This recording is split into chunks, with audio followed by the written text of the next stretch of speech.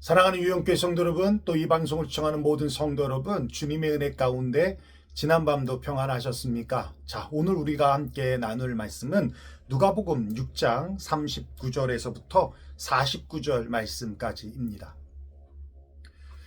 마태복음 5장부터 7장을 우리가 산상수훈이라고 하잖아요. 예수님께서 1차 갈릴리 사역 기간 중에 1년의 설교들을 기록한 내용들인데, 그 장소가 마태복음 5장 1절에 보면 산위에라는 단어가 써 있어서 산상수훈이라고 하는 겁니다.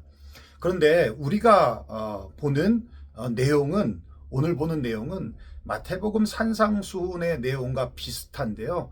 산상수훈이라고 하지 않고 평지수훈이라고 해요. 그 이유는 6장 17절에 예수께서 그들과 함께 내려오사 평지에 서시니 라고 하는 말씀에서 평지수훈이라고 말하는 겁니다. 그런데 우리가 알아야 할 것은 산상수훈이나 평지수훈이나 핵심은 하나님 앞에서, 하나님의 말씀 앞에서 우리의 의로움이나 행위를 자랑하지 못하도록 한다라는 거예요. 우리가 왜 예수 그리스도의 십자가만을 바라봐야 하는가? 왜 우리가 자신의 의로움을 자랑해서는 안 되는가를 가르쳐 주는 것이 바로 산상수훈이며, 그리고 평지수훈이라는 것입니다. 그래서 산상수훈이나 평지수훈이나 우리가 도저히 도달할 수 없는 법을 제시하고 있는 거예요. 즉, 이 법대로 안 하면 지옥을 간다라고 했을 때 누가 그 법의 울타리에서 벗어나지 않을 사람이 있겠느냐라는 것이죠. 결국 모두 다 지옥을 가야 마땅할 죄인밖에 되지 않는다는 겁니다. 그럼 우리는 어떻게 구원을 받을 수 있을까? 예, 법 아래서가 아니라 하나님의 은혜 아래에서 구원을 받을 수 있다는 것을 이 산상수훈과 평지수훈에서 가르쳐주고 있는 겁니다. 자, 그러면 오늘 본문은 더 확실하게 그것을 말씀해주고 있는데요. 우리가 본문을 함께 읽고 주의하면서 또 오늘 주시는 메시지를 같이 나누도록 하겠습니다. 제가 39절에서부터 42절까지 봉독해 올리겠습니다. 또 비유로 말씀하시되 맹인이 맹인을 인도할 수 있느냐? 둘이 다 구덩이에 빠지지 아니하겠느냐? 제자가 그 선생보다 높지 못하나 무릇 온전하게 된 자는 그 선생과 같으리라. 어찌하여 형제의 눈 속에 있는 티는 보고 내 눈 속에 있는 들보는 깨달지 못하느냐? 너는 내 눈 속에 있는 들보를 보지 못하면서 어찌하여 형제에게 말하기를 형제여 나로 내 눈 속에 있는 티를 빼게 하라 할 수 있느냐? 외식하는 자여 먼저 내 눈 속에 들보를 빼라. 그 후에야 내가 밝히 보고 형제의 눈 속에 있는 티를 빼리라. 예, 우리가 어제 봤지만 비판받지 아니하려거든 비판하지 말라는 말씀은요, 기본적으로 율법주의적 정죄 내지는 상대의 속 깊은 사정에 대하여서 사려 깊이 되지 않은 일방적이고 단정적인 심판에 대한 경계의 말씀입니다. 당시 율법주의자들이 율법을 앞세워서 사람들을 정죄하고 비판하면서 백성들을 지배하고 있었고, 백성들은 그런 논리에 자신도 모르게 세뇌되어 따라가고 있던 상황에서 예수님은 과감하게 그들에 대한 이 정죄론을 배격하고 있었던 것입니다. 이렇게 율법주의적 정죄론에 사회가 휘말리게 되면요, 너나 할 것 없이 그 논리에 희생당하고 서로에 대한 정죄와 심판이 횡행하여서 서로에 대한 마음과 영혼의 상처를 주고 신앙 공동체를 멍들게 하고 병들게 하면서 사랑해야 할 관계가 파괴되고 있다는 것을 우리는 분명히 복음적으로 정리해야만 합니다. 여러분, 당시 율법주의자들과 자기들이 율법을 앞세워서 정죄한 것일까요? 아니요. 율법을 이용해서 자신의 의의를 앞세워서 정죄하고 있다는 거예요. 여러분, 지금도 마찬가지입니다만은 비판이라는 것은 일단 나는 너보다 낫다라는 것을 전제하고 있잖아요. 즉, 내가 상대방보다 더 낫다라고 생각하기 때문에 상대방의 잘못된 점을 비판하게 되는 거거든요. 자기의 의를 가지고 상대방의 죄를 의도적으로 드러내거나 자신이 상대방보다 더 낫다라고 하는 것을 증명하기 위해서 상대방의 잘못을 드러내고 약점을 공격하는 아주 악한 짓이라는 겁니다. 예수님의 의도는 바로 거기에 있어요. 너희는 모두가 죄인이라는 거예요. 세상에 그 누구도 남을 비판할 수 있는 자격을 가진 자는 없다. 우리 모두가 죄인이다라는 거예요. 그런데 누가 누구를 인도하느냐? 맹인이 맹인을 인도할 수 있겠느냐? 또 제자가 스승을 능가할 수 있겠느냐? 그런데 그 스승이 무지한 바리새인이라면 아무리 배워도 뭐가 된다는 거예요? 무지해질 수밖에 없다라는 겁니다. 그렇다고 누구도 남의 잘못을 지적할 수 없느냐? 그 말은 아니에요. 41절에 보면요. 어찌하여 형제의 눈 속에 있는 티는 보고 내 눈 속에 있는 들보는 깨달지 못하느냐라고 말씀하신 것처럼 여기서 티나 들보는 죄의 경중을 의미하는 것이 아닙니다. 형제의 잘못만 보지 말고 자신에게 큰 죄인이라는 것을 깨달으라는 얘기예요. 결국 이 말씀은 모두가 하나님 은혜 아래 있어야 할 존재라는 것을 의미하고 있어요. 우리 모두는 다 같이 하나님의 은혜로만 구원을 받을 수 있는 존재이기 때문에 그 안에서 서로의 행위를 가지고 비교하고 경쟁해서는 안 된다는 말씀입니다. 이렇게 자신의 들보를 보면 자신의 의를 내세울 수 없고, 그러면 비판하기 전에 그 사람을 먼저 헤아리게 되고 중보하게 되고 사랑하게 되고, 그 사랑으로 죄에 대한 비판과 비난이 아니라 분별을 통해서 다시 올바르게 세울 수 있도록 도와주고 끌어주게 된다라는 겁니다. 그렇습니다. 비판과 비난 뒤에서 뒤에서 험담하는 것이 아니라 우리는 분별해야 합니다. 그리고 말씀 앞에서 우리를 돌아봐야 합니다. 이것이 바로 성숙한 그리스도인들의 모습입니다. 43절 45절 볼까요? 못된 열매 맺는 좋은 나무가 없고 또 좋은 열매 맺는 못된 나무가 없느니라. 나무는 각각 그 열매로 아나니 가시나무에서 무화과를 또 찔레에서 포도를 따지 못하느니라.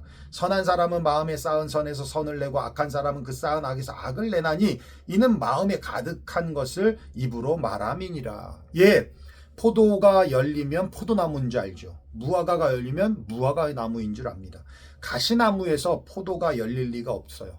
엉겅퀴에서 무화과가 열릴 리가 없습니다. 그러므로 열매를 보면 좋은 나무인지 나쁜 나무인지 알 수 있듯이 열매를 보면 그 사람이 참 선지자인지 거짓 선지자인지 알 수 있다라는 겁니다. 그렇다면 거짓 선지자들이 바로 어떤 자들인가? 첫째는 그거예요. 거짓된 예언을 한다는 겁니다. 회개해야 할 때인데 괜찮다고 말하는 거예요. 하나님의 심판이 곧 임할 것임에도 불구하고 평안하다, 안전하다 하며 백성들을 어리석은 길로 인도하는 자들이 거짓 선지자들입니다. 둘째는 거짓 선지자들은 하나님의 말씀을 온전히 전하지 않죠. 그래서 예레미야 32장 16절에 보면 만군의 여호와께서 이와 같이 말씀하시되 너희에게 예언하는 선지자들의 말을 듣지 말라. 그들은 너희에게 헛된 것을 가르치나니 그들이 말한 묵시는 자기의 마음으로 말미암은 것이요 여호와의 입에서 나온 것이 아니니라. 예, 잘못된 말씀을 전한다는 겁니다. 셋째는요, 거짓 선지자들은 참 선지자들과 같이 말은 하지만 실상은 하나님의 말씀대로 살지 않고 타락한 생활을 한다라는 거예요. 거짓 선지자들은 참 말은 잘합니다. 그런데 말한 대로 살지 않습니다. 이중적인 삶을 산다라는 거예요. 그들이 나타내는 표적과 이적과 기사들은 결국 자기 배를 불리기 위해 또 자기의 영광을 나타내기 위해 백성들의 눈을 가리우기 위해 하나님을 보지 못하게 만듭니다. 목사인 저도 이 말씀에서 자유롭지 못합니다. 늘 말씀 앞에서 스스로에게 물어요. 나는 가짜 아니야? 라고 묻는 것입니다. 세상 가요 중에 썸이라는 노래가 있거든요. 썸, 우리가 썸 타다 할 때 썸이라는 단어 여러분 아시죠? 가사를 보면 참 재미있어요. 내 거인 듯 내 거 아닌 내 거 같은 너. 연인인 듯 연인 아닌 연인 같은 너. 예.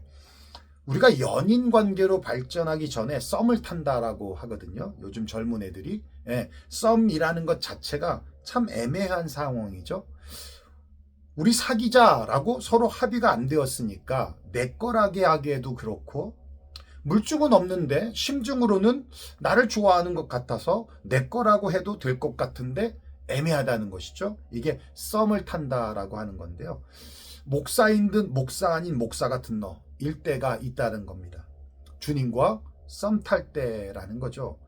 목사인 저뿐만 아니라 성도들도 마찬가지인 것 같아요. 성도인 듯 성도 아닌 성도 같은 너. 예.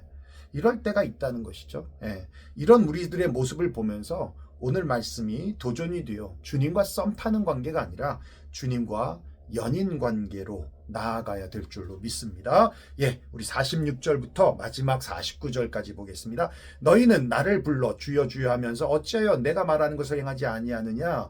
내게 나와 내 말을 듣고 행하는 자마다 누구와 같은 것을 너희에게 보이리라. 집을 짓되 깊이 파고 주초를 반석 위에 놓은 사람과 같으니 큰 물이 나서 탕류가 그 집에 부딪히되 잘 지었기 때문에 능히 요동하지 못하게 하였거니와 듣고 행하지 아니하는 자는 주추 없이 흙 위에 지은 지은 사람과 같으니 탕류가 부딪힘에 집이 곧 무너져 파괴됨이 심하니라 하시니라. 예, 썸 타고 있는 우리의 모습을 볼 때 그러면 우리는 어떻게 해야 합니까? 라고 하면 47절 48절이 그 답을 주고 있어요. 내게 나와 내 말을 듣고 행하는 자는 집을 짓되 깊이 파고 주초를 반석 위에 놓은 사람과 같다. 근데 반대로 49절에 보면 듣지 아니하고 행하지 아니하는 자는 주추 없이 흙 위에 집을 지은 사람과 같다. 예, 마태복음에서는요, 듣고 행하지 않는 자를 듣고 행하는 자를 지혜로운 자라고 썼고요, 행하지 않는 자를 어리석은 자라고 쓰고 있습니다. 그럼 지혜로운 자와 어리석은 자의 차이가 뭐냐?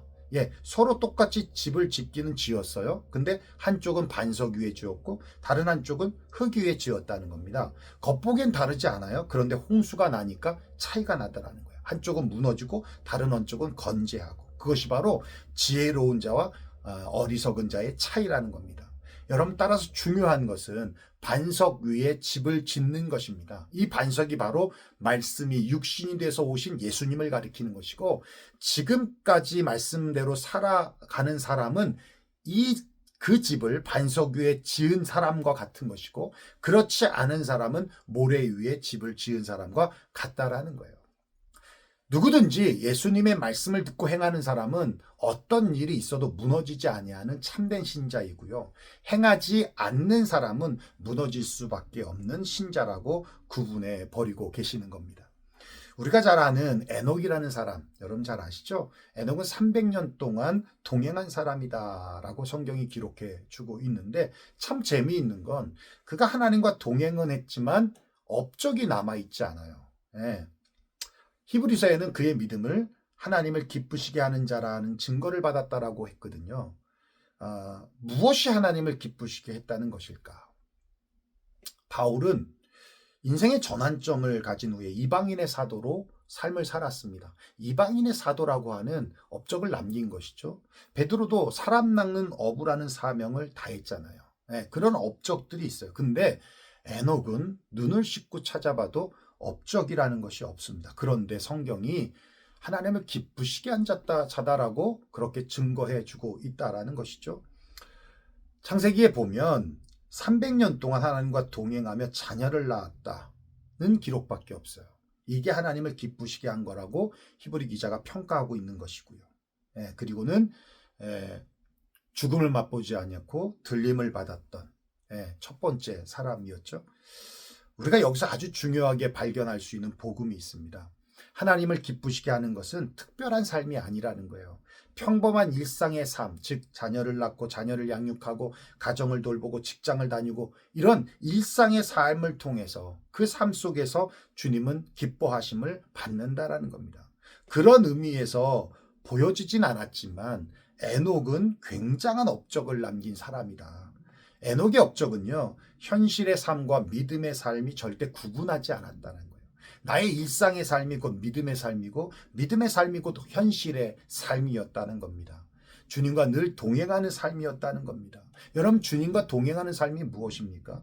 반석 위에 지은 집과 같이 말씀에 순종하는 삶, 그것이 바로 주님과 동행하는 삶이었다는 거예요. 정말 많은 기독교인들이 있고요. 교회가 있음에도 불구하고 세상은 더욱더 타락해져 가고 있고, 오히려 세상으로부터 교회가 욕을 먹고 또 성도들이 손가락질을 당하는 이유가 무엇이라고 생각하십니까? 믿음과 현실의 삶이 다르기 때문 아닐까요? 교회의 모습과 세상의 모습이 너무 다르기 때문 아닐까요? 직장에서의 모습, 가정에서의 모습, 친구들과의 모임 속에서의 모습이 교회 안에서의 모습과 너무 다르기 때문은 아닐까요? 에녹을 통해서 주님 우리에게 말씀하시는 것은 신앙은 행함에 관한 문제에 앞서서 됨에 관한 문제라는 겁니다. 주님께 무엇을 해드릴까를 고민하는 것만이 아니라, 그것도 중요한데 그것보다 더 중요한 것이 주님 앞에서 내가 어떤 사람이 될까에 집중하라는 거예요. 마태복음 5장부터 7장까지는 산상수훈이라고 하잖아요. 그 말씀을 보면요, 어떻게 행하라가 아니라 어떤 사람이 되라는 거예요. 그러면서 마지막으로 반석 위에 집을 지은 사람, 그리고 흙 위에 집을 지은 자에 대한 비유를 통해서 완성하고 있는 겁니다. 어떤 집을 지었는가를 말씀하지 않으신다는 거예요. 반석이냐 모래냐가 바로 뭐예요? 됨됨이라는 겁니다. 크리스찬으로서의 됨됨이. 평범한 나의 일상의 삶을 감사하며 살아가는 삶. 맡겨진 사명, 즉 책임과 의무를 다하여 살아가는 삶. 엄마로서, 아빠로서, 자녀로서, 또 교회의 장로님으로서, 집사님으로서, 봉사자로서, 직장의 직책을 가진 직분자로서 하나님은 충분히 그 역할을 크리스찬의 모습으로, 말씀에 순종하는 모습으로 살아간다면 충분히 기뻐하심을 받으신다라는 겁니다. 사랑하는 유영교회 성도 여러분, 또 이 방송을 시청한 모든 성도 여러분, 오늘도 아보하, 아주 보통의 하루 속에서 주님과 동행함으로 one step forward 하시기를 주님의 이름으로 축원합니다.